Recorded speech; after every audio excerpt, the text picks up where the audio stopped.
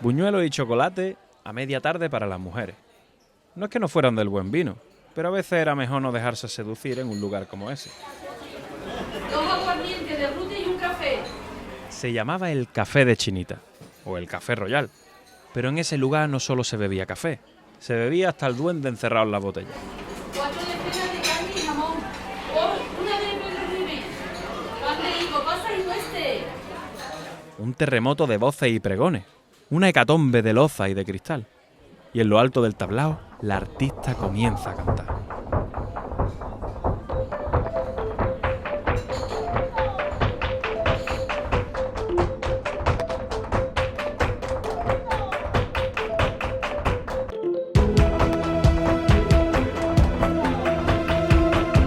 El Café de Chinitas, capítulo 5. Un Málaga, por favor. ¿Cuántas copas te has tomado para escribir este relato y olvidar que hablas con el duende? ¿Cuántos cafés para mantenerte despierto? Ay, el café. Mis sentidos no están tan vivos como a mí me gustaría.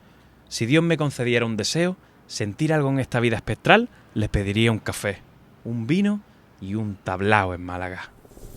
No puedo olvidar el olor a café, tan igual y tan distinto en cada lugar. En mi casa el olor a café se percibía como un hogar. Tengo que decirte que cuando estaba en casa adoraba ese olor al café que preparaba Dolores. Tostado, espeso, lo removía mientras lo hacía en la lumbre de la cocina. Nunca olí ni saboreé un café como ese. El café del Chinita olía a duende, a arte, a sudor y tabaco. Su sabor era tan intenso como el lugar.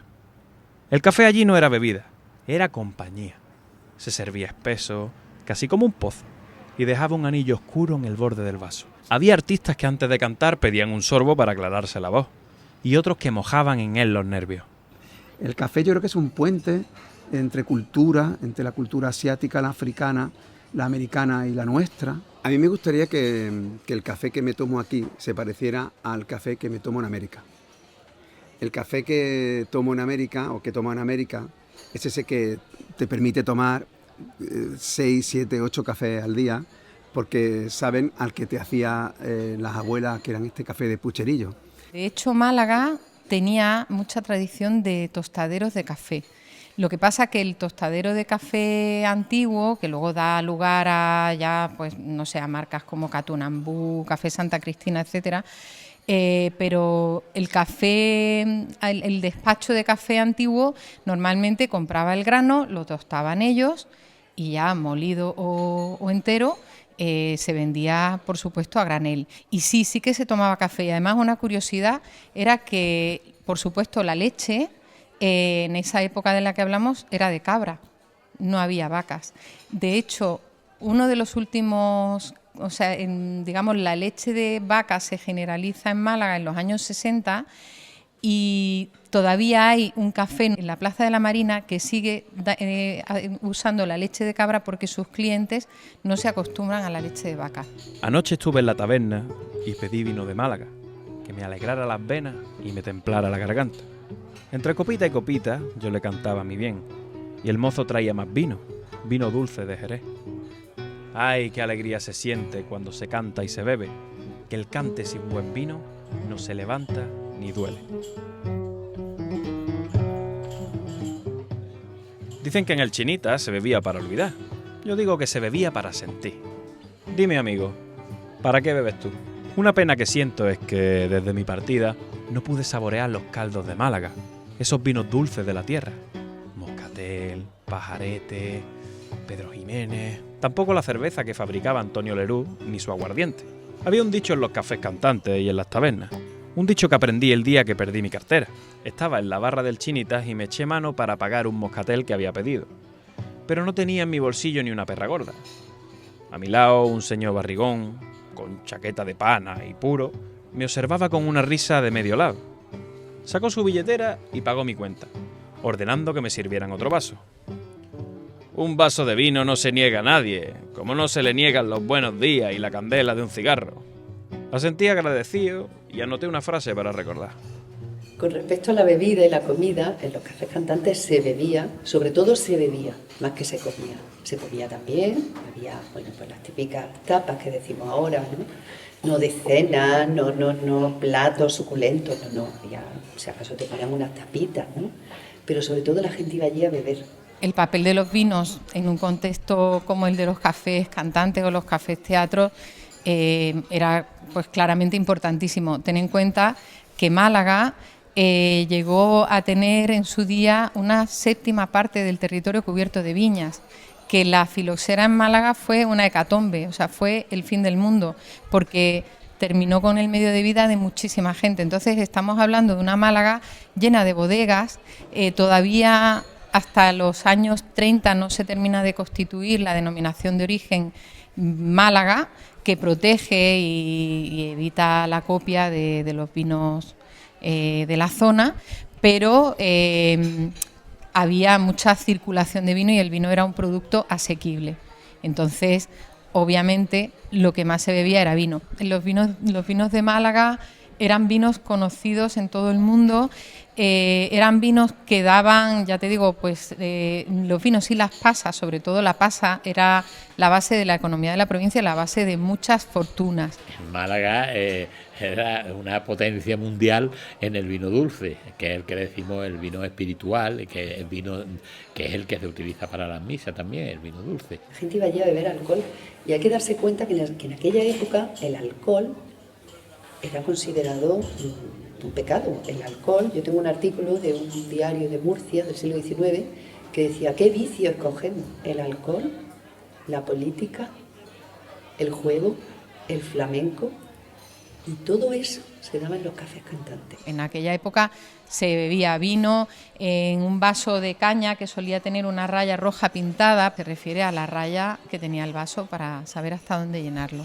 Un poco más adelante, cuando empiezan a generalizarse también pues las sodas y las aguas gasificadas, aparece un refresco que lo populariza la taberna Flores y por eso se llama Florestel, que es una mezcla como un rebujito, pero que lleva una base de vino dulce, PX o moscatel y gaseosa. Entonces antes, cuando tú ibas, por ejemplo, a una venta o ibas a esto, te ponían el vaso de vino y poco más, no es que no.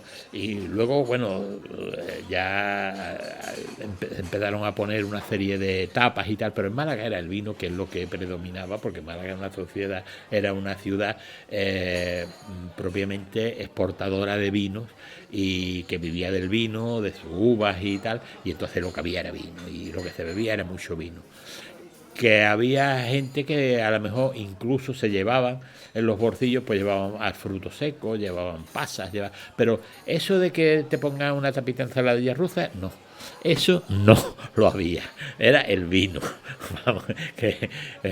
Entonces, pues lo que llegaban allí, pues se tomaban su vino y claro, un vino llevaba otro y sin comer, pues ya te calentaba y tal.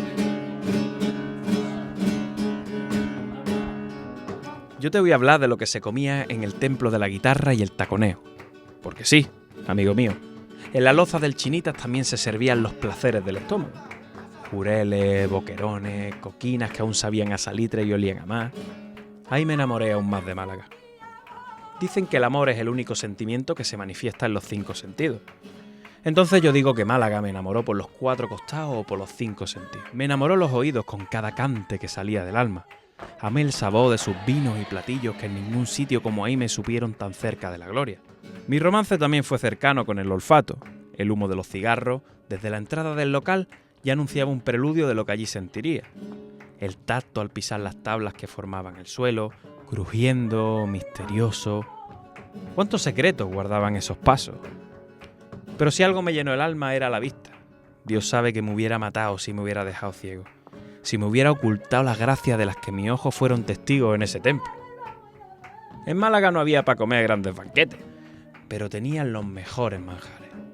No sé si eran conscientes, no sé si algún día supieron valorar el tesoro que cada día encontraban los pescadores. Pero créeme, amigo mío, no había nada como un vaso de vino pajarete con sus boquerones fritos. La gastronomía malagueña de finales del siglo XIX y siglo XX, yo ni siquiera la llamaría gastronomía, en el sentido de que gastronomía es un término muy moderno, de repente todo lo llamamos gastronomía. En aquel momento yo hablaría de alimentación, digamos, más o menos lujosa o recreativa en función de las posibilidades de cada clase social. Y luego estaba lo que era la cocina popular, que era una cocina mucho más apegada al territorio y a la temporada, muy pobre, fundamentalmente quien podía, para empezar comía quien podía y las veces al día que pudiera, y era una cocina que sobre todo se apoyaba mucho en el pan. Por ejemplo, Picasso ha pintado y ha dibujado muchos productos que son del Mediterráneo, cosas de mar, mariscos, cosas de estas, peces, todo esto y tal. Pero sobre todo en los escritos de Picasso, yo siempre lo digo y siempre lo defiendo, que donde vemos al verdadero Picasso malagueño, al verdadero Picasso andaluz y español, no está en su pintura, sino está en sus propios escritos. Él habla de los boquerones, él no habla de las paellas, él nos habla de las castañas, de las papas fritas con huevo. En los cafés cantantes tampoco queda mucha documentación sobre lo que se comía. Sí que es cierto que intentando hacer una investigación sobre la cocina flamenca recuerdo haberle preguntado a Gonzalo Rojo si había una cocina flamenca y él me decía lo que había era mucha hambre y se comía poco. Una tapa que conservan las mujeres de los corralones de Trinidad y Perchel, porque muchos maridos trabajaban a lo mejor de camareros en estas bodegas y tabernas, que eran los boquerones en vinagre aliñados. Pues también era una cosa barata que tú podías hacer. De todas maneras, la oferta de comida de esos lugares dependía un poco de que hubiera cocina o alguien que cocinara o no. Pero una cosa muy frecuente para acompañar el vino era, por ejemplo, el caldillo de almejas. Lo que nosotros hoy conocemos como caldillo de pinta roja, que la pinta roja, que es un tiburón pequeñito que se pesca mucho, cae mucho en las redes de cerco, de arrastre sobre todo, no tenía ningún valor comercial, entonces los pescadores lo abrían, lo secaban a bordo y luego lo cambiaban por tabaco, lo que sea, y muchas veces la pinta roja llegaba de esa forma, ¿vale? Sin pasar por lonjas, sin pasar por el mercado, llegaba a estos establecimientos donde se utilizaba junto con la almeja, que era muy barata, para hacer un caldillo que podía hacerse simplemente, pues eso, abriendo la almeja y cociendo un poquillo de pinta roja o de la morralla que hubiera y poniéndole picante y subiéndolo de sal para que la gente continuara bebiendo. Y luego había la figura del marisquero, que normalmente no pertenecía a la taberna ni al personal, sino que se le permitía tener un espacio en la barra y esa persona llevaba su marisco ya cocido. Y esa costumbre, digamos, un poco evolucionada, pero la seguimos teniendo hoy, por ejemplo, en la antigua casa de guardia, donde tú por una parte pagas el vino y por otra parte pues coges lo que sea de comer y comes. El juego hacía perder el sentido a la gente de Málaga. Eran tan abundantes los sitios de juego que en 1886 el gobernador civil, señor Laroca, inspecciona la ciudad en busca de garitos clandestinos. Pero de nada le servirían sus esfuerzos por erradicar el problema, porque años más tarde el vicio del vino iba unido al del juego también en los zagales más jóvenes. Naiperos en los zaguanes y portales de las casas, barajas en las tabernas y apuestas a altas horas de la noche en los cafés. Estos vicios obligaban a muchos señoritos a empeñar sus pertenencias, pero en una familia humilde el drama era mayor. Un esposo podía gastarse el jornal en una noche y dejar sin comer a su hijo al día siguiente. Se juntaban normalmente, había políticos, había autoridades como la policía, y todos jugaban. Las clases bajas a eso no asistían, porque las clases bajas llegaban más tarde, porque llegaban de trabajar. Pero estas personas sí que se juntaban y jugaban a juegos prohibidos, que se llamaban en la época juegos de azar. Ay, amigo, El Chinitas era el templo del duende, sí, de las voces desgarradas, de los sentidos y las pasiones. Pero como todo lugar de lo prohibido, también lo era de las trifulcas y las riñas. En aquellas noches malagueñas, el arte y la sangre iban de la mano. El Chinitas era escenario de cante y de fiesta, pero también de desafíos, celos y bravatas que inflamaban el aire como pólvora. De hecho, la mala fama, bueno, y claro, hay que juntarlo al alcohol, la gente iba a beber también.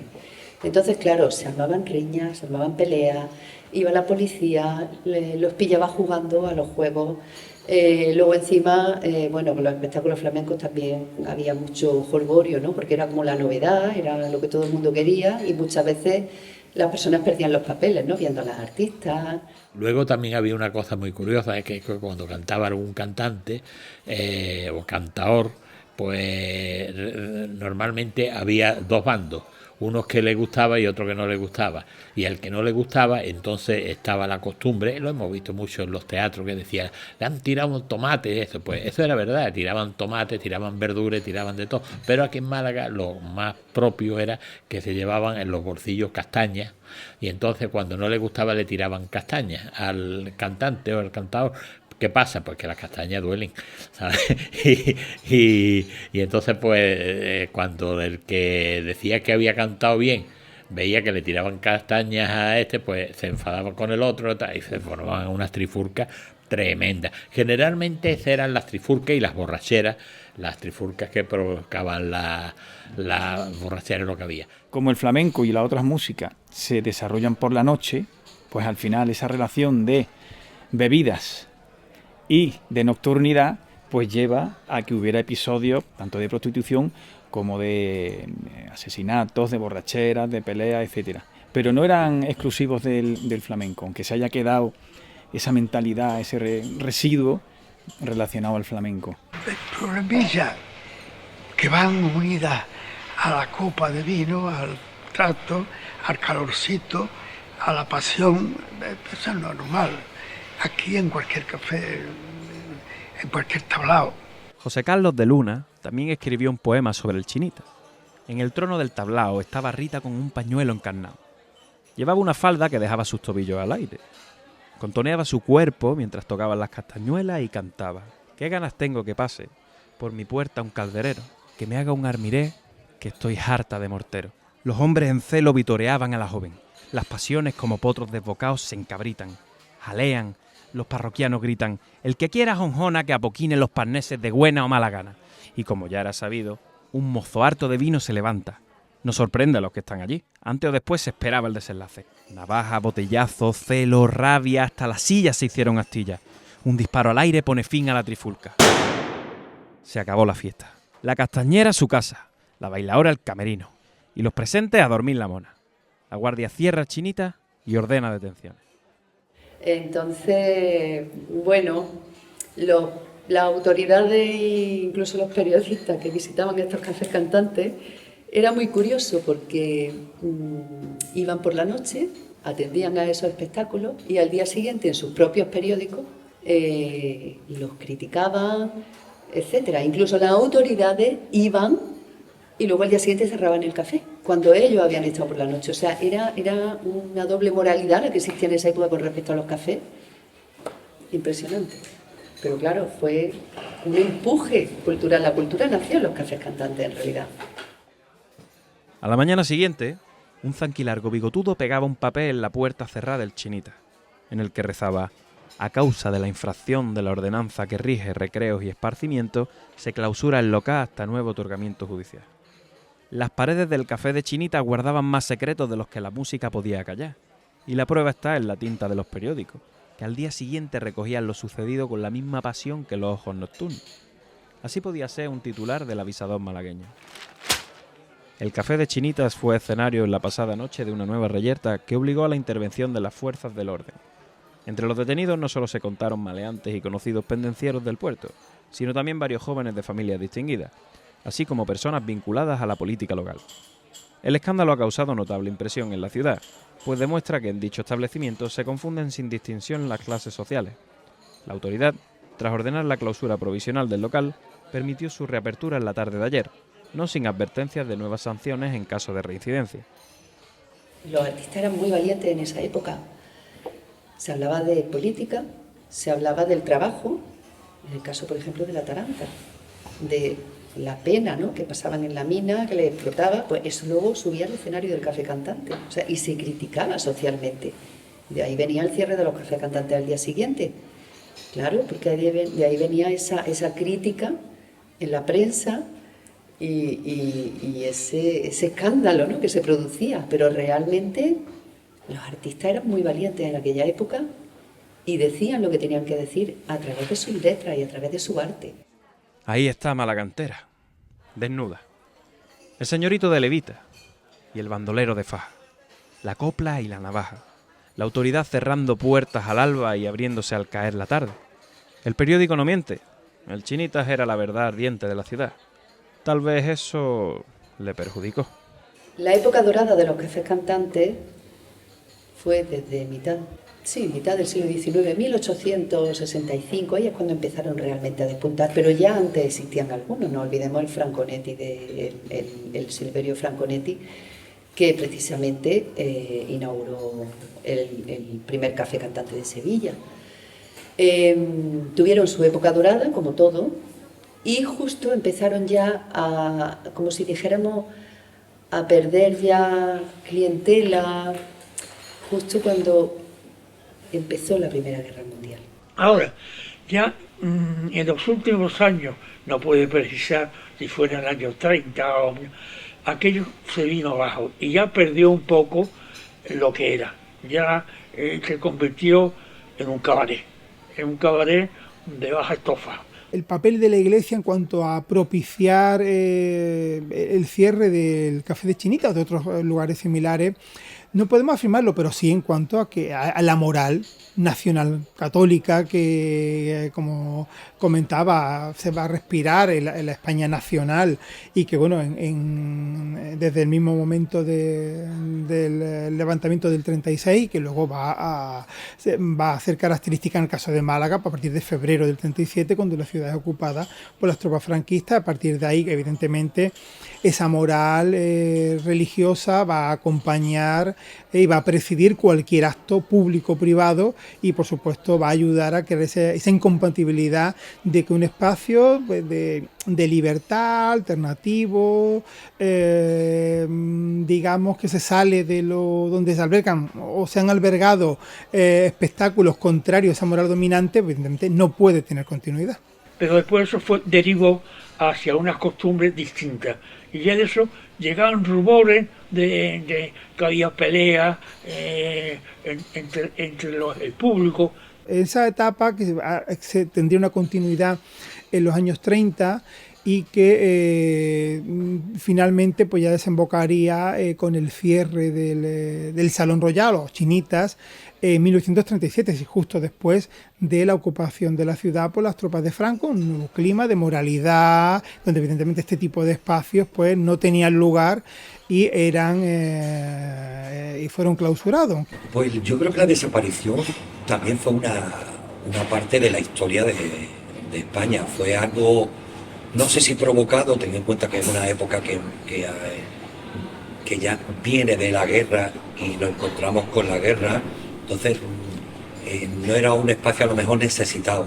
Y además, aparte de que empiezan a cerrar todo, aparece una palabra, una cosa nueva que es la ópera flamenca. La gran mayoría, hacia 1923-24, empiezan a desaparecer sistemáticamente. Y lo hacen porque hay un cambio en los gustos de la época del flamenco. Ya hay una demanda importante de flamenco, de la masa social de cada ciudad, y demandan o son necesarios espacios escénicos bastante más grandes. Se impone una etapa que hemos denominado ópera flamenca, donde se impone además un tipo de cantes que ya no son los que se hacen en los cafés cantantes, la siguirilla, la soleá, la cartagenera, los tangos. Llegaron las cupletistas, llegaron las cupletistas empujando muy fuerte, el cinematógrafo también, ya el baile flamenco, el cante flamenco ya quedaba ahí en un segundo plano y ya tenían que buscar nuevas salidas, que fue ópera flamenca, en grandes escenarios, plazas de toros, grandes teatros. Ahí es donde el flamenco, o sea, de pasar de ser de estar en un sitio íntimo como un café cantante, un tablao, a ya grandes escenarios, con cientos de personas de público. Tuvo que buscar una salida. El flamenco siempre buscó salidas a todo. Pero el Chinita resistió, porque el duende allí era más poderoso que todos los que lo quisieron silenciar. El duende ardía. Lo que no sabía el duende es que la pena se lo llevaría. La pena más grande que sufrió su ciudad, su Málaga. Porque al Chinita no lo mató la buena moralidad ni los grandes espacios. Al Chinita lo mató la guerra.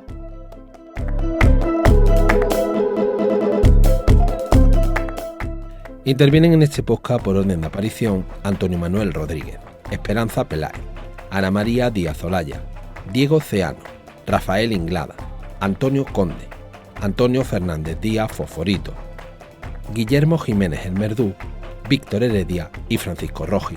En el papel de Federico, Pablo Díaz López. El Café de Chinita es un podcast documental producido por Ali Quindot con el apoyo del Ministerio de Cultura, dirigido por Sergio Rodrigo. Guión, Juana Torrijos, Sergio Rodrigo. Producción ejecutiva, Lucía Muñoz Lucena.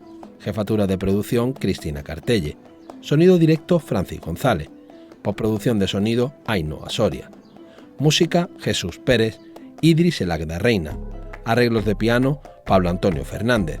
Guitarra, Adrián Ryan. Diseño, Guillermo Rojo.